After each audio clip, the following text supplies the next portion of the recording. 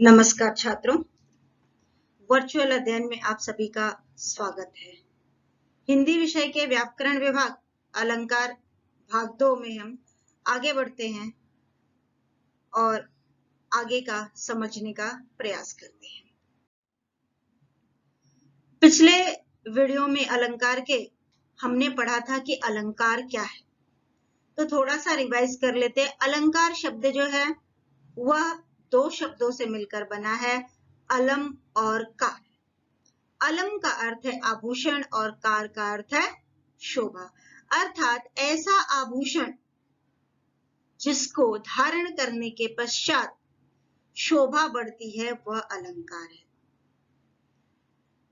यहां पर हम किस शोभा की बात कर रहे हैं?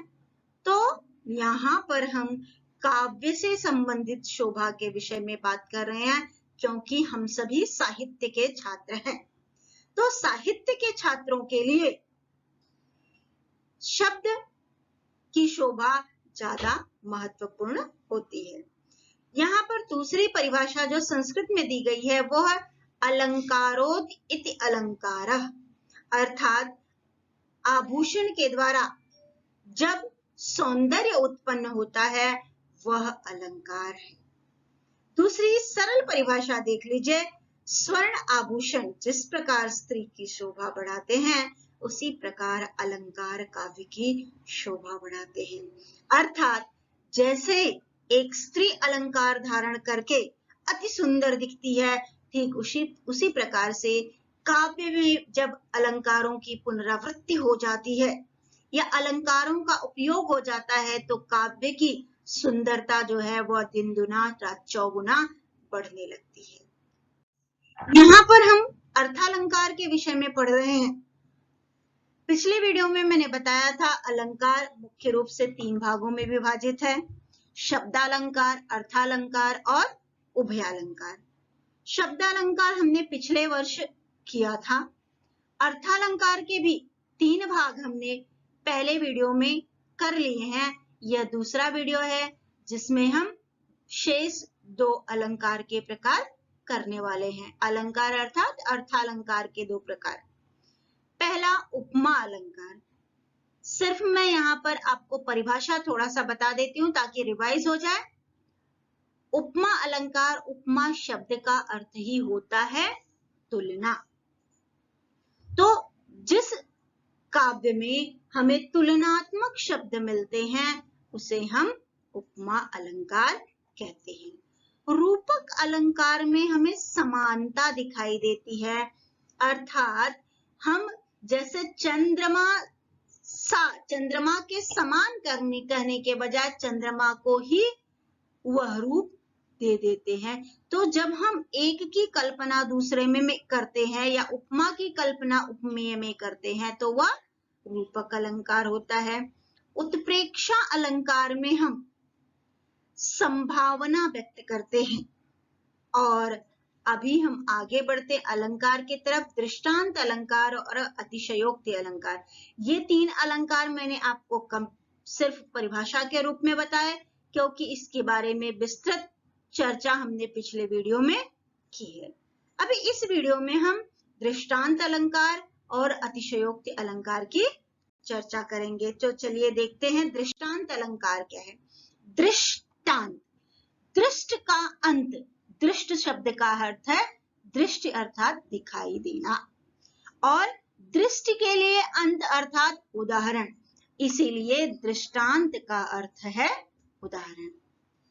किसी बात की सत्यता को प्रमाणित करने के लिए उसी ढंग की कोई दूसरी बात जब कही जाती है जिससे पूर्व कथन की प्रामाणिकता सिद्ध हो जाए, वहां दृष्टांत अलंकार होता है। अर्थात जब हम अपनी बात को प्रूफ करने के लिए, अपनी बात को सत्य करने के लिए हम किसी और उदाहरण का उपयोग करते हैं। छात्रों, बहुत बार आप भी कहते हो मैंने ये इसलिए किया क्योंकि उसने भी वो किया था। तो जब हम अपनी बात को सिद्ध करने के लिए दूसरे का प्रयोग करते हैं तब हम उसे दृष्टांत अलंकार कहते हैं। यहाँ पर एक और परिभाषा दी गई है। काव्य में जहां 2 सामान्य या दोनों विशेष वाक्यों में बिंब प्रतिबिंब का भाव होता है, वहां दृष्टांत अलंकार होता है। छात्रों, अभी ये बिंब और प्रतिबिंब क्या होता है? तो बिंब का अर्थ है आकार और प्रतिबिंब अर्थात प्रति आकार अर्थात परछाई। अर्थात एक बात को प्रूफ करने के लिए हम उसी के समान जब दूसरी बात के प्रूफ से उसको सिद्ध करते हैं, तब वहां पर दृष्टांत अलंकार होता है। तो हम इसे यहाँ पर देख लेते हैं उदाहरण के तौर पे कि यहाँ पर यह दृष्टांत अलंकार कैसे है। पहला दिया गया है, करत करत अभ्यास जड़मति होत सुजान, रसरी आवत जात है सिल पर पड़त निशान।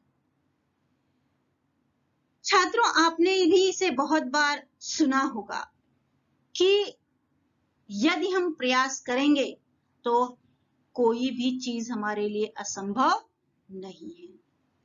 यहां पर भी वही बात कही गई है पहले पद में, करत करत अभ्यास, अर्थात किसी भी चीज को जब हम बार बार जानने का प्रयास करते हैं, तो ऐसे लोग जिनकी बुद्धि जो है वो जड़ के समान है, जड़ अर्थात जिन, यहाँ पे जरा शाब्दिक अर्थ हम ले लेते हैं, जैसे पेड़ है, पेड़ की जड़ें कहीं हिलती नहीं है, लेकिन उसके समान जिसकी बुद्धि है, ऐसे बुद्धि के लोगों को भी ज्ञान मिल जाता है।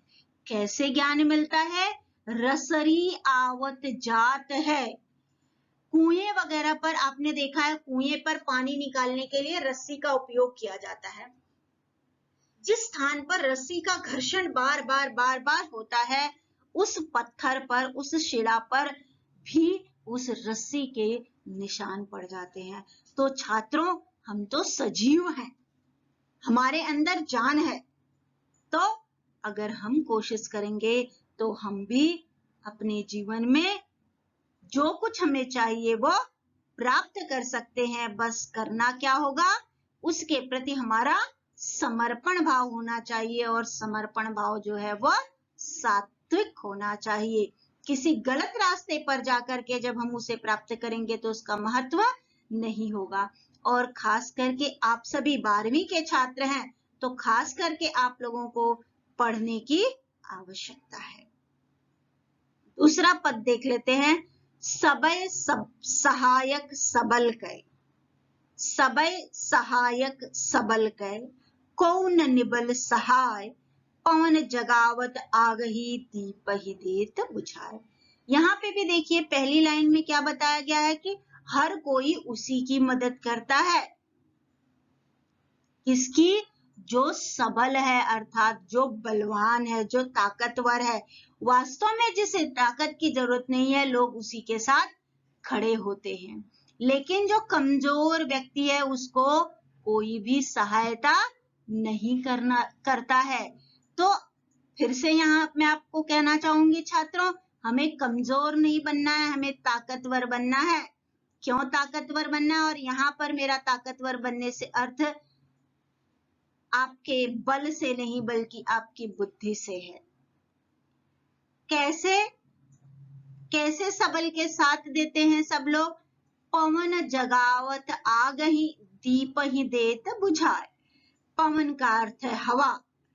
आप सभी को पता है कि अगर कहीं बड़ी जगह पर आग लगी हो और हवा चलती है, तो वह आग की लपटें और दूर दूर तक जाती हैं और बहुत सारी चीजें उसमें भस्म हो जाती हैं। लेकिन वही हवा, वही H2O, वही ऑक्सीजन जो है दीपक को बुझा देता है। क्यों? क्योंकि दीपक जो है वह एक छोटी सी बात से जलता है। तो छात्रों, यहाँ पे पहले की तुलना जो है, या पहले का दृष्टांत दूसरे पे दिया गया हुआ है। पहली बात को प्रूफ करने के लिए दूसरी लाइन कही गई है, अर्थात यहाँ पर दृष्टांत अलंकार है। मतलब एक बिंब है और दूसरा प्रतिबिंब है। तीसरा पद भी हम देख लेते हैं यहाँ पर। एक म्यान में दो तलवारें कभी नहीं रह सकती हैं। एक म्यान में दो तलवारें कभी नहीं रह सकती हैं, किसी और पर प्रेम पति का नारियां नहीं सह सकती हैं। यहाँ पर भी कवि कहता है कि एक म्यान में दो तलवारें नहीं रह सकती हैं। कैसे?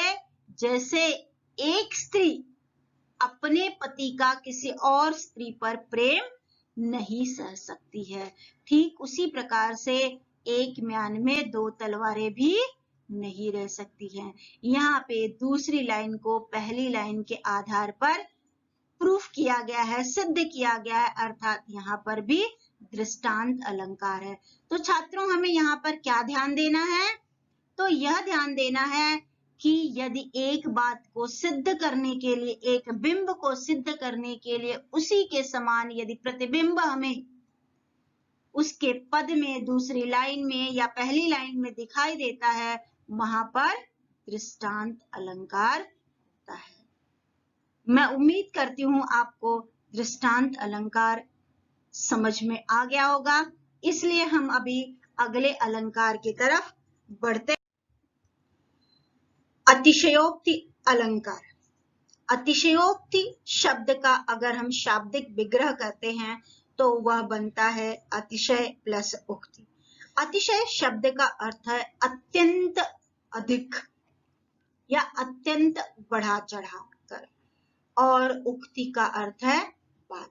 तो दोनों शब्दों को जब मिला दिया तो बन गया अत्यधिक बढ़ा चढ़ाकर कही जाने वाली बातें। अर्थात जब कवि अपनी काव्य रचना में जो असंभव है उसे संभव कर दिखाता है, वहां पर अतिशयोक्ति अलंकार होता है। यहाँ पर परिभाषा दी गई है, देख लीजिए। जहां पर लोक सीमा अथवा लोक मान्यता का अतिक्रमण करके किसी विषय का वर्णन किया जाता है, वहां पर अतिशयोक्ति अलंकार माना जाता है। छात्रों, अतिशयोक्ति अलंकार पहचानना बहुत ही आसान है, क्योंकि इसमें हम कवि जो है वह आवश्यकता से अधिक अपने विषयों की तुलना करता है। तो वह तुलना जो है वह सामान्य तौर पर संभव नहीं है, लेकिन कवि अपनी काव्य रचना द्वारा वह संभव कर दिखाता है। तो यह हम उदाहरण से देख लेते हैं। पहला उदाहरण जो है वह बिहारी जी के दोहे में से लिया गया है। वह है पत्रा ही तिथि पाइयो वा घर के चहुपास, नित प्रति पुण्यो रहो आनन ओप उजास। छात्रों, पत्रा का उपयोग किस लिए किया जाता है? तो तिथियों का ज्ञान करने के लिए कि आज इक्कम है, दूज है, तीज है, चतुर्थी है, षष्ठी है, एकादशी है, क्या है, या पूर्णिमा है। पक्ष जो है, हमारा हिंदू कैलेंडर जो है वह दो भागों में विभाजित है। महीने में दो पक्ष होते हैं, एक शुक्ल पक्ष और एक कृष्ण पक्ष। शुक्ल पक्ष में चंद्रमा जो है एक एक दिन करके बढ़ता जाता है और पूर्णिमा के दिन पूरा हो जाता है, अर्थात पूर्ण रात्रि जो है उसका प्रकाश फैलता रहता है। और कृष्ण पक्ष में चंद्रमा जो है वो एक एक करके घटता रहता है और अमावस्या के दिन पूरी तरह से गायब हो जाता है, अर्थात पूर्ण रात्रि अंधकार रहता है। तो यहाँ पर देखिए छात्र कि बिहारी जी कहते हैं कि वहां पर जहां पर इनकी नायिका रहती है, वहां पर तिथि का ज्ञान करने के लिए लोगों को पत्रा का सहारा लेना पड़ता है। पहले के लोग तिथियों को चंद्रमा और सूर्य के आधार पर ज्ञान कर लेते थे, अर्थात जिस दिन जितने घंटे रात में उजाला रहता है उसके अनुसार एक कम दूज तीज रहती थी। लेकिन जहां पर बिहारी की नायिका रहती है, बिहारी की नायिका की सुंदरता इतनी अधिक है कि जिस प्रकार से पूर्णिमा की रात में चंद्रमा पूरी तरह से अपनी चांदनी से उजाला रखता है, उसी प्रकार उसकी सुंदरता के कारण उसके आसपास सर्वत्र हमेशा उजाला रहता है। अगर हम वास्तव में देखने जाएं तो किसी भी स्त्री की सुंदरता इतनी अधिक नहीं होती है कि उसके कारण पूर्णिमा की रात्र बन सके। लेकिन यहाँ पर बिहारी जी ने अपने कलम के द्वारा यह सिद्ध कर दिया है कि उनकी नायिका इतनी सुंदर है कि उसकी उपलब्धि या उसकी सुंदरता के कारण उसके घर के चारों तरफ पूर्णिमा का भास होता है। इसीलिए लोगों को तिथियों का ज्ञान करने के लिए पत्रा देखना पड़ता है। अर्थात यहाँ पर अतिशयोक्ति अलंकार है। यहाँ पर नायिका के बारे में असंभव बात की गई है, इसलिए यहाँ अलंकार जो है वह अतिशयोक्ति अलंकार है। दूसरा देख लेते हैं। दूसरा पद क्या है? हनुमंत की पूंछ में लग न पाई आग, लंका सगरी जल गई, भग गए निशाचर भाग। यह आप सभी ने सुना हुआ है, रामचरितमानस की लाइन है। यहाँ पे तुलसीदास जी कहते हैं, हनुमंत की पूंछ में लग न पाई आग, कि हनुमान की पूंछ में आग लग ही नहीं पाई थी कि सारी लंका सगरी सगरी अर्थात सारी पूरी की पूरी लंका जल गई और वहां पर रहने वाले सभी निशाचर अर्थात राक्षस जो है वो भाग गए। अभी सोच करके देखिए, जब तक हनुमान की पूंछ में आग नहीं लगेगी तब तक लंका जलेगी कैसे? लेकिन यहाँ पे कल्पना द्वारा कवि ने यह कल्पना की है कि हनुमंत की पूंछ में लग न पाई आग, लंका सगरी जल गई, गए निशाचर भाग। कि हनुमान जी की पूंछ में आग लगने भी नहीं पाई कि इतने चुटकी बजाते काम हो गया कि बाकी के लोगों को पता ही नहीं चला और लंका का विध्वंस हो गया, राक्षस डर करके भाग गए। तो यहाँ पर भी बहुत बढ़ा चढ़ा करके बात की गई है, इसलिए यहाँ पर भी अतिशयोक्ति अलंकार है। तीसरा पद देख लेते हैं। पड़ी अचानक नदी अपार, पड़ी अचानक नदी अपार, घोड़ा उतरे कैसे पार। राणा ने सोचा इस पार, तब तक चेतक था उस पार। महाराणा प्रताप के बारे में आप सभी लोगों ने सुना होगा। वीर रस की उनकी कविता जो है वो बहुत ही प्रसिद्ध है। रणवीर चौकड़ी भर भर के चेतक पड़ गया निराला था, महाराणा प्रताप के घोड़े से पड़ गया हवा का पाला था। तो ऐसे राणा प्रताप के घोड़े का नाम क्या था? चेतक। और एक लंबी सी नदी पड़ती है और महाराणा प्रताप जी ये सोचते हैं कि इस नदी को कैसे पार किया जाए। लेकिन जब तक महाराणा प्रताप जी यह सोचते हैं कि कैसे उतरे पार, तब तक घोड़ा जो है वो उनको लेकर के उस पार पहुंच जाता है। आप यहाँ पर देखिए पद में वही कहा गया, पड़ी अचानक नदी अपार। रास्ते में बड़ी सी नदी पड़ती है, घोड़ा उतरे कैसे पार। घोड़े पे सवार थे तो इस पार से उस पार कैसे जाया? राणा ने सोचा इस पार। राणा यहाँ पे सोच रहे हैं, तब तक घोड़ा जो है दौड़ता हुआ नदी को पार भी कर जाता है। तो यहाँ पर भी बढ़ा चढ़ा करके बात की गई है, तो यहाँ पर भी अतिशयोक्ति अलंकार है। तो छात्रों, इस प्रकार से मुझे लगता है कि आपको अतिशयोक्ति अलंकार भी समझ में आ गया होगा। अच्छा, तो इस प्रकार से अभी हमने अलंकार के पांचों भाग उपमा, उत्प्रेक्षा, रूपक, दृष्टांत और अतिशयोक्ति कर लिए हैं। और इतने ही अलंकार संभवतः आपकी 12वीं की परीक्षा में आएंगे। तो मेरे अनुसार आपको समझ में आ गया होगा। अगर कुछ नहीं समझ में आया होगा तो वीडियो को पुनः देख लीजिए और उसे समझने का प्रयास कीजिए। अभी हम यहीं पर वाणी को विराम देते हैं। आप घर पर रहिए लेकिन अध्ययन करते रहिए, इसलिए स्वस्थ रहें, मस्त रहें और अध्ययन करते रहें। धन्यवाद।